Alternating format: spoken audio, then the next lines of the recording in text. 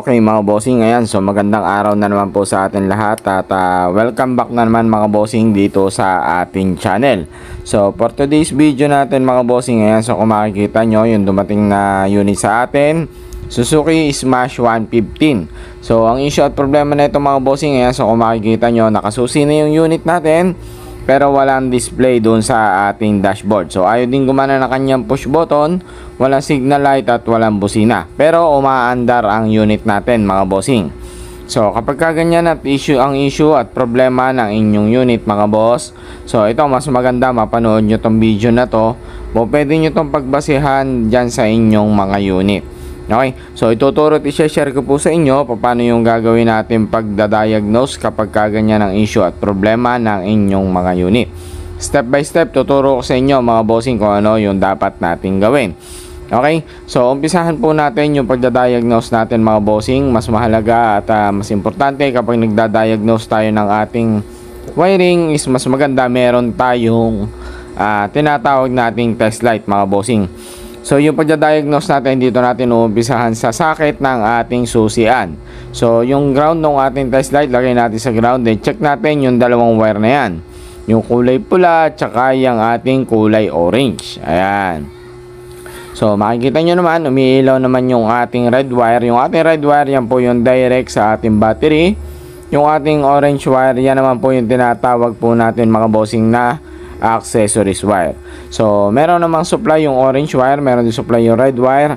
So ang gagawin naman natin mga bossing, bubuksan natin yung wire harness. Dito tatanggalin po natin yung ating play rings at yung ating pinakabatok na play rings ng ating unit. Dahil mga bossing, dyan po tayo hahanap ng disconnection. Possible meron yan disconnection mga bossing, kaya ayaw gumana yung kanyang dashboard. So dito sa wire na ito mga bossing, natanggal na natin yung kanyang pinakabatok. At ayan, ito, natalupan na natin at nabuksan na natin yung kanyang wire harness. Hahanapin lang po natin mga bossing yung mga dugtungan. Diyan sa parte ng mga dugtungan mga bossing, minsan dyan nagkakaroon ng problema. Ayan. So kung mapapansin po ninyo, yung ginagawa po natin pag-check do sa mga wiring ay hinihila po natin. May pagkakataon mga bossing na yung mga wire ay makikita po natin ay buo, pero sa loob ng wire yan mga bossing, minsan yung wire ay putol. So kung makikita po ninyo, medyo may persa yung paghila natin para malaman po natin kung alin yung issue. So ang gagawin natin dyan mga bossing, yung i-check po natin dyan is yung red wire at saka yung ating orange wire. So maraming dugtungan. Ayan, kung makikita nyo yung ating red wire, tinatalo pa natin. So kung mapapansin po ninyo, hindi naman ganun kaganda yung tape ng ating red wire. At minsan kasi nagkakaroon ng problema dyan sa mga dugtungan dahil napapasok ng tubig at nagkakaroon ng corrosion at kalawang. Ayan. So ibig sabihin, good yung ating red wire, maganda ang connection ng ating red wire. So doon naman tayo pupunta mga bossing sa orange wire. Ayan, so simula susian, hinila po natin baka mamaya meron disconnection doon sa ating orange wire. So dito naman tayo sa papunta sa itaas, yung orange wire na papunta doon sa dashboard. Diyan naman po natin hahanapin mga bossing. Diyan naman natin hihilahin kasi good naman yung mga wire. Ayan, kung makikita nyo, good yung wire. Pero dito sa part na to, mapapakita ko sa inyo mga bossing ha.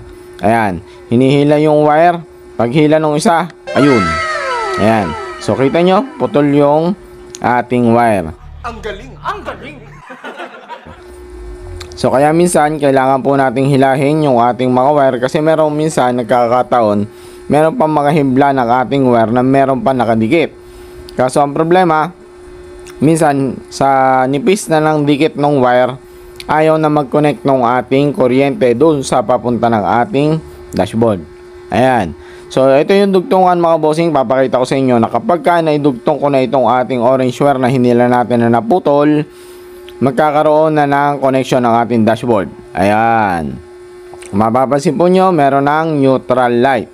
So ibig sabihin, ito talaga yung issue at problema ng unit natin mga bossing. So ang mahalaga doon sa mga dugtungan, isa na to sa mga nagiging issue ng ating mga smash. So lalong lalo na doon sa mga old model, yung mga matatagal na. Then doon sa mga ang mga wire ay natalupan dahil naglalagay ng mga accessories. minsan kasi nagkakaroon ng butas yung cover ng ating harness kaya napapasukan ng tubig. Okay? So ayan, kung makikita nyo, naidugtong na natin yung orange wire at ayan, meron na tayong neutral light at meron na rin tayong push button starter. Okay? So ayun lang mga bossing, maraming salamat sa inyong panonood. Sana ay meron naman po kayo natutunan dito sa ating video. So till next video natin mga bossing, huwag po kayong mawala. At sana po ay nakatulong sa inyo ang video ito. So maraming salamat sa inyo mga bossing. Till next video natin, ride safe sa inyo mga boss.